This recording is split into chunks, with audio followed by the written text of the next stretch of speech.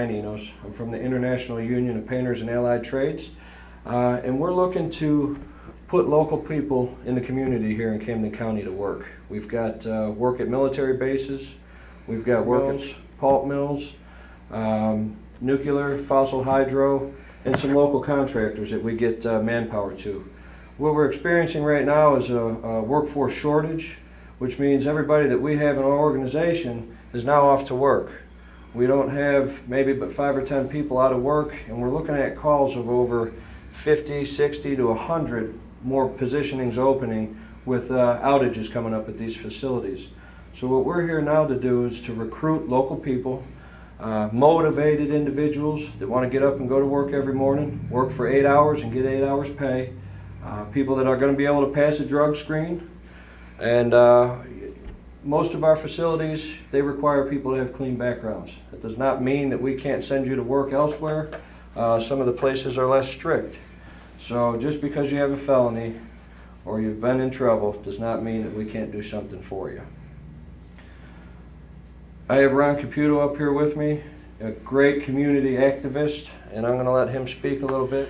It's great that we can offer these positions to people, but the thing is that we're focusing on is the training. Training. And through the training, we are able to provide our employers that are signatory to our agreements the skilled and qualified workforce that they need, which we have a shortage of. People think, one of our members may see this and say, well, I'm not working. Well, brothers and sisters, I'm sorry to say that there are reasons that we're not working, some of us, because we can't get on some of these plants. And we've had some applicants today that had some issues that they're not their background, or they have some other issues, they don't qualify.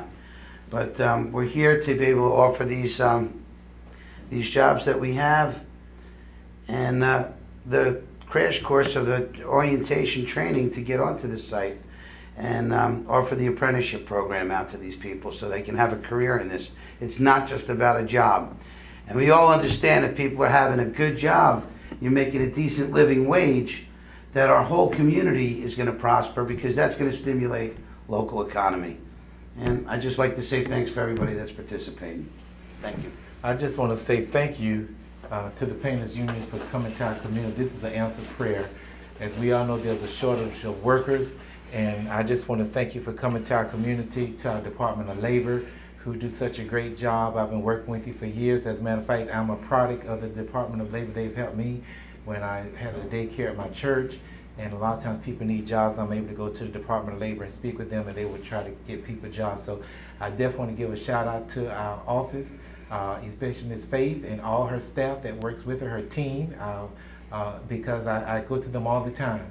And I'm honored to be a part to connect the two together. And so we appreciate all the help. We're looking for great things to happen. And again, to our entire Department of Labor in Camden County, we thank you for trying to keep the ball rolling. Thank you. Okay, I'm Ben Lott. I'm business rep for Local 1169, which covers this jurisdiction and area.